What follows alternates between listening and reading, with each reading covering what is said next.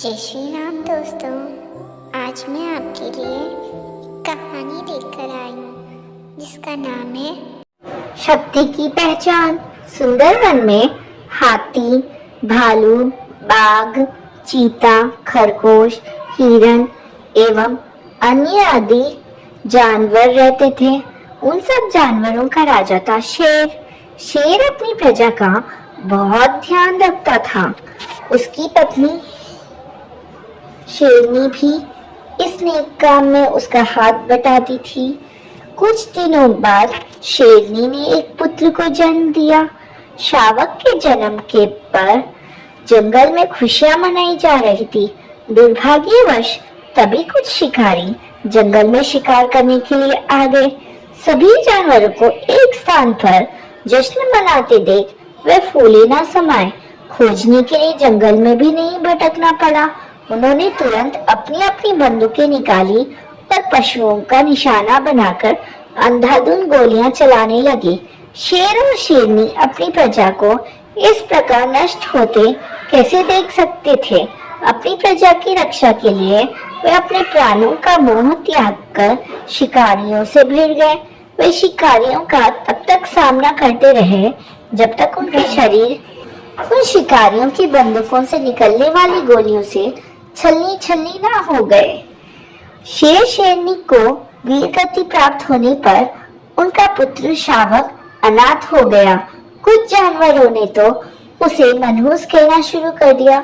उनके अनुसार जन्म लेते ही वह अपने माता पिता और प्रजा के प्रिय राजा रानी को खा गया था। वो बहादुर को बेबस होते देख एक भेड़ को उस पर दया आ गई। उसने अपने बच्चों के साथ शावक को पालने का भी निश्चय किया। शावक भेड़ का दूध पीकर धीरे धीरे बड़ा होने लगा। वह भले ही शेर का बच्चा था, पर भेड़ों के बीच रहकर भी वो भेड़ों के समान ही आचरण करता था। किसी शेर, चीते आदि को देखकर भेड़ों के साथ साथ वह भी डरकर भाग जाता था। जंगल के सभी जानवर उसके इस आचरण को देखकर उसका मजाक बनाते थे। एक दिन जंगल में फिर कुछ शिकारी आ धमके। शिकारियों को देखते ही जंगल में भगदड़ मच गई। अन्य जानवरों के साथ शावक भी डर कर भागने लगा। एक तालाब के किनारे पहुंचकर जैसे ही वो पानी पीने लगा, अचानक उसकी निगाह अपने प्रतिबिंब पर पड़ी। वह आश्चर्यचकित रह गया। उस दिन पहली बार उसने जाना कि वो तो शेर है। उसे इस बात का दुख था कि अभी तक उसने कभी अपनी परछाई की ओर ध्यान क्यों नहीं दिया था। आज पहली बार उसे अपने अंदर शक्ति का संचार होता प्रतीत हो रहा था। साथ ही उसे आत्मग्लानि भी हो रही थी कि शेर होते हुए भी वो भेड़ों जैसा आचरण कर रहा था। इसका उसे एक ही प्रायश्चित नजर आया।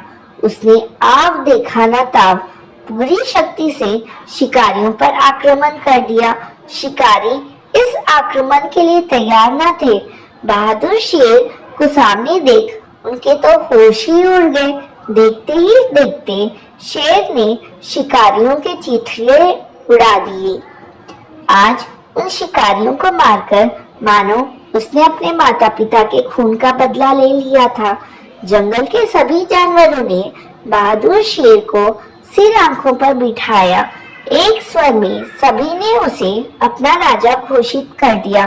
दोस्तों, इस कहानी से हमें यह शिक्षा मिलती है कि कोई भी प्राणी जब तक अपनी शक्ति और क्षमता को नहीं पहचानता तब तक वो कायरों सा आचरण करता है, और जिस दिन वो अपनी शक्ति को पहचान लेता है उस दिन उसके लिए कुछ भी असंभव नहीं रह जाता। जय श्री कृष्णा। राधे राधे। एक बार की बात है, दो चूहे बहुत अच्छे दोस्त थे। एक चूहा शहर में रहता था और दूसरा गांव में, लेकिन दोनों एक दूसरे की खबर वहां आने जाने वाले चूहों से लेते रहते थे।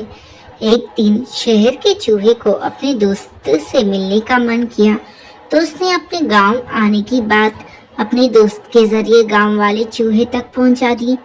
गांव का चूहा अपने दोस्त की आने की खबर सुनकर काफी खुश हुआ वो अपने दोस्त का स्वागत करने की तैयारी करने लगा। फिर वो दिन आया जब शहर का चूहा गांव अपने दोस्त से मिलने पहुंचा। गांव के चूहे ने अपने दोस्त का स्वागत बहुत खुशी से किया। दोनों ने खूब सारी बातें की। बातों बातों में गांव के चूहे ने कहा, शहर में तो बहुत प्रदूषण होता होगा ना, लेकिन यहाँ गांव का वातावरण काफी शुद्ध है। इन्हीं सब बातों पर चर्चा करने के बाद दोनों चूहों को भूख लगी। गांव के चूहे ने अपने दोस्त को बड़े प्यार से खाने को कुछ फल दिए, रोटी और दाल चावल परोसे। दोनों ने साथ बैठकर खूब मजे से खाने का आनंद लिया। खाने के बाद दोनों गांव की सैर पर निकल पड़े। उन दोनों ने गांव के खूबसूरत नजारे का आनंद लिया। गांव की हरियाली दिखाते वक्त गांव के चूहे ने शहर के चूहे से पूछा, क्या शहर में भी ऐसे ही हरे भरे नजारे हैं? शहर के चूहे ने इस बात का कोई जवाब नहीं दिया, लेकिन अपने दोस्त को शहर आने का निमंत्रण जरूर दिया। पूरे दिन की सैर के बाद दोनों चूहे रात को खाना खाने बैठे।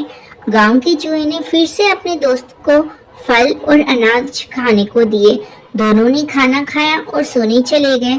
अगली सुबह गांव के चूहे ने अपने दोस्त को नाश्ते में फिर से वही फल और अनाज परोसे। यह देखकर शहर का चूहा चिढ़ गया।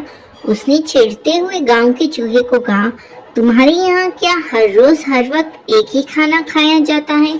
क्या इन सब के अलावा कुछ और खाने को नहीं है क्या? शहर के चूहे ने अपने दोस्त को कहा, चलो इसी वक्त शहर चलो, वहाँ देखना कितनी आराम की जिंदगी है और कितने प्रकार की चीजें खाने के लिए है। गांव का चूहा अपने दोस्त के साथ चलने को तैयार हो गया। दोनों ही चूहे शहर की तरफ निकल पड़े। शहर पहुंचते पहुंचते रात हो गई। शहर का चूहा एक बड़े से घर में बिल में रहता था। उतना बड़ा घर देख गांव का चूहा आश्चर्यचकित रह गया। फिर उसने देखा टेबल पर कई तरह के खाद्य पदार्थ रखे हैं। दोनों चूहे खाने के लिए बैठ गए। गांव के चूहे ने पनीर का टुकड़ा चखा। उसे पनीर काफी पसंद आया और उसने तुरंत उसे चट कर दिया। अभी दोनों खाना खा ही रहे थे कि उन दोनों को बिल्ली की आवाज सुनाई दी। शहर के चूहे ने गांव के चूहे को तुरंत बिल में छुपने को कहा। उसने बोला, दोस्त जल्दी से बिल में छुपो, नहीं तो बिल्ली हमारा शिकार कर लेगी। वो दोनों दौड़कर बिल में छुप गए। गांव का चूहा काफी डर गया था। थोड़ी ही देर में बिल्ली वहां से चली गई और दोनों बाहर आ गए। शहर के चूहे ने गांव के चूहे को हिम्मत देते हुए कहा, अब कोई डर नहीं मित्र, वो बिल्ली जा चुकी है। ये सब तो जीवन का हिस्सा है, सामान्य बात है।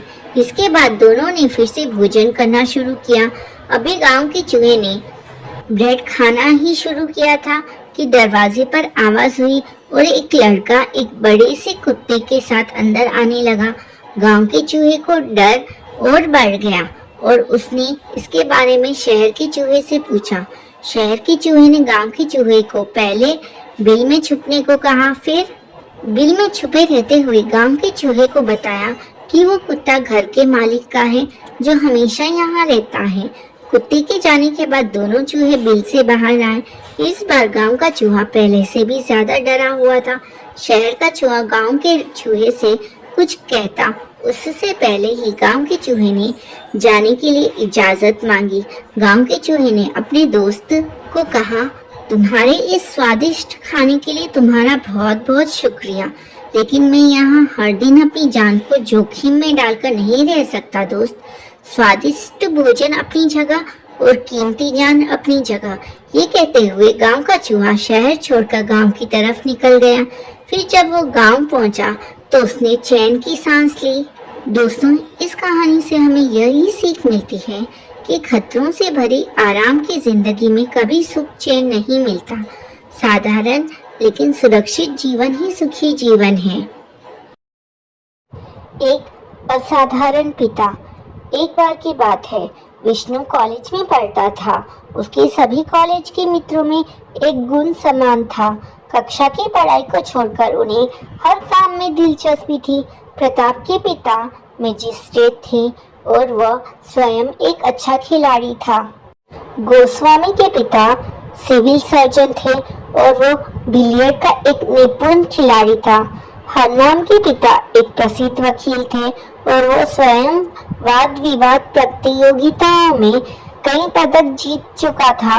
विष्णु उस समूह का एकमात्र सदस्य था जिसे कक्षा की पढ़ाई में रुचि थी। वो नोट्स बनाता और उन सभी साथियों में जो ज्यादातर कक्षा से बाहर समय बिताते थे, उन नोट्स की बड़ी मांग रहती थी। परीक्षा के दिनों में तो उसका महत्व और भी अधिक बढ़ जाता था। विष्णु अपने मित्रों के समूह में कई बार इस बात को लेकर हीन अनुभव करता था कि उसके पिता एक साधारण कर्मचारी है, रेलवे में गार्ड है। दुर्भाग्यवश विष्णु के पिता का हार्ट अटैक के कारण स्वर्गवास हो गया। घर का बड़ा होने के कारण पिता की मृत्यु से अंतिम संस्कार उसे ही करना पड़ा। वही पिता की अस्थियां गंगा जी ले गया। अस्थि विसर्जन के बाद विष्णु घर लौट रहा था। स्टेशन से उसने घर के लिए रिक्शा करना चाहा। किशनपुर में आप कहाँ जाएंगे? वो तो बहुत बड़ी बस्ती है, रिक्शे वाले ने पूछा। प्रेम नारायण वकील के घर के पास। विष्णु ने यह सोचकर उत्तर दिया कि रिक्शे वाला निश्चय ही इतने प्रसिद्ध वकील का घर जानता होगा। रिक्शे वाला ने फिर पूछा, यह कहीं गार्ड साहब के घर के आसपास है क्या? विष्णु आश्चर्यचकित हो गया। उसने कहा, हाँ, और चुपचाप रिक्शे में बैठ गया। रास्ते में विष्णु ने पूछा, तुम गार्ड साहब को कैसे जानते हो? इस पर रिक्शे वाला कहता है, अरे साहब, गार्ड साहब को कौन नहीं जानता, उन्हें घर ले जाने के लिए होड़ लगी रहती थी। साहब, ऐसी सवारी कहाँ मिलती है? बैठते ही वे रिक्शे वाले को अपनी डिब्बी में से टॉफियां देते हैं। उनके थैले में खाने का कुछ ना कुछ होता है। रिक्शे वाले को भाड़े के अलावा हमेशा उनके थैले में से कुछ ना कुछ खाने के लिए मिलता है। जाड़े की एक रात जब मैं उन्हें ठिठुरता हुआ घर लाया तो घर पहुंचकर उन्होंने अपना स्वेटर उतारकर मुझे दे दिया। साहब, आज की दुनिया में ऐसे आदमी कहाँ बचे हैं? आपको कुछ पता है साहब? मैंने बहुत दिनों से उन्हें नहीं देखा है। क्या वो रिटायर हो गए हैं? शायद यह वार्तालाप कुछ देर और चलता रहता, पर विष्णु घर तक आ चुका था। उसने उतर कर भाड़ा दिया, पर उसकी हिम्मत नहीं पड़ी कि वह रिक्शे वाले को गार्ड साहब की मृत्यु की सूचना दे सके। अपने पिता का मृत शरीर देखकर विष्णु रोया नहीं, पर अब जब उसे पता चला कि वे कितने असाधारण थे, वह अपने आंसू नहीं रोक सका और अपने आप को भाग्यशाली समझने लगा। जय श्री कृष्णा। राधे राधे। राजा और मधुमक्खी। एक दिन दोपहर को राजा सूरजमल अपने बगीचे में लेटे झपकियां ले रहे थे। दो सेवक खड़े मक्खियां उड़ा रहे थे, लेकिन अभी आंख लगी ही थी कि एक मधुमक्खी ने राजा की नाक पर डंक मार दिया। राजा की नींद दर्द से खुल गई। बिल्कुल ऐसा लगा था किसी ने तेज सुइयां चुभो दी हो। नाक सूजने लगी। राजा ने अपराधी को इधर उधर देखा, लेकिन उसे कोई नहीं दिखा। शाही नाक फूलकर अनार की तरह लाल हो गई। राजा बहुत क्रोधित हुआ। क्रोध में उसने राज्य की सारी मक्खियां और मधुमक्खियों को हाजिर होने का हुक्म दिया। वे सब छत्ते घोंसले में से निकलकर राजा के सामने उपस्थित हुए। हजारों की संख्या में वे चकित सिंहासन के सामने उपस्थित थे कि पता नहीं राजा ने क्यों बुलाया। बड़ी तेज भनभनाहट हो रही थी। राजा चिल्लाया, शांति, और एकदम शांति हो गई। सब क्रोधित राजा का चेहरा देखने लगे। शाही नाक फूलकर फैल गई थी। वह क्रोध और दर्द में बोला, किसने राजा के साथ ऐसा करने की जुर्रत की है? यह कहते हुए उसने अपनी उंगली नाक पर रखकर सबको दिखाई। चारों ओर फिर भनभनाहट प्रारंभ हो गई कि आखिर ऐसा अपराध किया किसने। शीघ्र ही एक छोटी सी मक्खी उठी और सिंहासन के पास जाकर बोली, आपकी अपराधी मैं हूँ, मैं आपके रहमो कर्मों पर हूँ। इस पर राजा कहता है, तुमने मेरे चेहरे को बदसूरत बनाने की हिम्मत कैसे की? राजा चिल्लाया। मधुमक्खी कहती है, महाराज क्षमा हो, बदसूरत बनाने के लिए मैं भूल कर भी राजा के साथ ऐसा नहीं कर सकती, ये गलती से हो गया। मैं अभी छोटी सी मधुमक्खी हूँ, मैंने अभी नाक कान में फर्क करना नहीं सीखा। आपकी नाक से गुलाब की खुशबू आ रही थी और सेब की तरह दिखाई दे रही थी। महाराज, मैं तो मधु पीने के लिए गई थी, गलती बस इतनी ही थी, इसे अपराध ना माने। राजा के चेहरे पर मधुमक्खी की बात सुनकर मुस्कुराहट आ गई, लेकिन अपने बदसूरत चेहरे को सोचकर वो फिर क्रोधित होकर बोला, बस तुम्हें यही कहना था? मैं देख रहा हूँ तुम बहुत बक करती हो। मधुमक्खी साहस करके बोली, महाराज, राजा का अधिकार है छोटों की गलतियों को माफ करना। हम छोटे हैं, हमारा जीवन छोटा है, हम में आप जितनी बुद्धि तो नहीं है, और फिर हो सकता है किसी दिन आपको मेरी किसी तुच्छ सेना की आवश्यकता पड़ जाए, तब मैं आपकी दया का ऋण चुका दूंगी।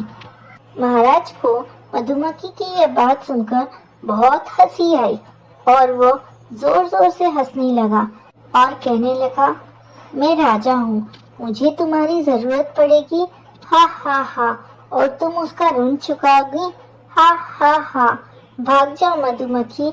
अभी राजा के मुख से निकले शब्द भी पूरे नहीं हुए थे कि मधुमक्खी वहां से भाग गई। धीरे धीरे राजा की नाक ठीक हो गई और वो मधुमक्खी के बारे में भूल गया। एक दिन रानी शीबा कुछ दरबारियों, सेवकों, सेविकाओं के साथ कुछ उपहार लेकर आ रही थी। वो राजा सूरजमल से पहेलियां पूछा करती थी और राजा उनका उत्तर अपनी सूझबूझ से दिया करते थे। उसने अपनी चतुराई से एक पहेली गढ़ी थी जिसमें राजा को नकली और असली गुलाब के फूलों में से असली फूल को एक गुच्छा चुनना था। उसने गुलाब की नकली फूलों से एक गुच्छा बनाया था जो बिल्कुल असली लगता था। नकली असली फूल राजा की नजरों के सामने से गुजर गए, लेकिन राजा बिल्कुल फर्क नहीं बता सका। वो बहुत निराश हो रहा था। वो हार मानने ही वाला था कि उसकी कानों में गुनगुनाहट सी महसूस हुई। यह गुनगुनाहट और किसी की नहीं, वही मधुमक्खी थी जिसने राजा की नाक पर काटा था। उसे देखकर वो मुस्कुरा दिया। मधुमक्खी आकर असली फूल पर बैठकर उड़ गई। राजा के चेहरे पर मुस्कुराहट आ गई और उसने असली फूल की ओर इशारा कर दिया। इस प्रकार मधुमक्खी ने राजा का ऋण चुका दिया।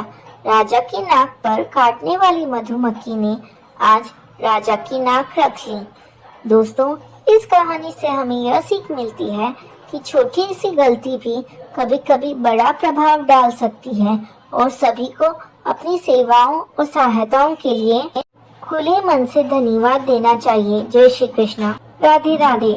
जय श्री कृष्णा। दोस्तों, मोनू बंदर और चमकता पत्थर। मोनू जंगल का सबसे चंचल और शरारती बंदर था। एक दिन जंगल में खेलते समय मोनू को एक चमकता हुआ इंद्रधनुषी पत्थर मिला और उसे देखकर वो बहुत खुश हुआ। पत्थर के इंद्रधनुषी रंग इतने सुंदर लग रहे थे कि मोनू ने सोचा, वाह, अब मैं जंगल का सबसे अनोखा बंदर हूँ, हर कोई मुझसे ईर्ष्या करेगा। मोनू को एक चमकदार पत्थर मिला और वो उसे अपने दोस्तों को दिखाने के लिए दौड़ा। उसने कहा, मेरे पास ये सुंदर पत्थर है। उसके दोस्त वास्तव में प्रभावित हुए उससे और उन्होंने बताया कि वो कितना बढ़िया है। धीरे धीरे यह बात सभी जंगल में फैल गई कि मोनू बंदर को एक चमकदार और बहुत ही सुंदर पत्थर मिला है। जब सभी जानवर एक एक करके उसके पास उसका पत्थर देखने आने लगे तो मोनू को घमंड होने लगा। जब भी मोनू बंदर के दोस्त उससे उसका पत्थर मांगते तो वो घमंड से उन्हें झिड़क देता था। उनसे उनके ऊपर चिल्लाकर कहता था कि मैं अपना पत्थर किसी के साथ नहीं बांटूंगा, मैं तुम्हारे साथ नहीं खेलूंगा। अब उसके दोस्त उससे दूर होने लगे। एक समय ऐसा आया जब मोनू बंदर के पास सिर्फ उसका चमकीला पत्थर रह गया। उसके पास ना कोई दोस्त था ना कोई साथी। अब उसे थोड़े दिनों बाद पछतावा होने लगा कि मैंने ये क्या किया। मैंने इस पत्थर के चक्कर में अपने सबसे अच्छे मित्रों को खो दिया है। उसे जब इस बात का एहसास हुआ तो वो झप्पू खरगोश के पास गया और उससे अपने सारे दिल की बात बताई। तब झप्पू खरगोश ने कहा, कोई बात नहीं मोनू, दोस्ती में तो ऐसा होता ही रहता है। अगर हम किसी से रूठ जाते हैं तो थोड़े समय बाद वापस मान भी जाते हैं। यही सच्ची दोस्ती है। फिर मोनू बंदर ने अपने सभी दोस्तों से माफी मांगी और उस चमकदार पत्थर को सभी के बीच में बांटना शुरू कर दिया और इस तरह मोनू बंदर हंसी खुशी अपना जीवन अपने दोस्तों के साथ बिताने लगा। दोस्तों, इस कहानी से हमें यह सीख मिलती है कि हमें कभी कोई चीज़ का घमंड नहीं करना चाहिए और उस घमंड में आकर हमें अपना रिश्ता अपने दोस्तों और रिश्तेदारों से नहीं तोड़ना चाहिए, क्योंकि बाद में हम सिर्फ अकेले ही रह जाते हैं। जय श्री कृष्णा। राधे राधे।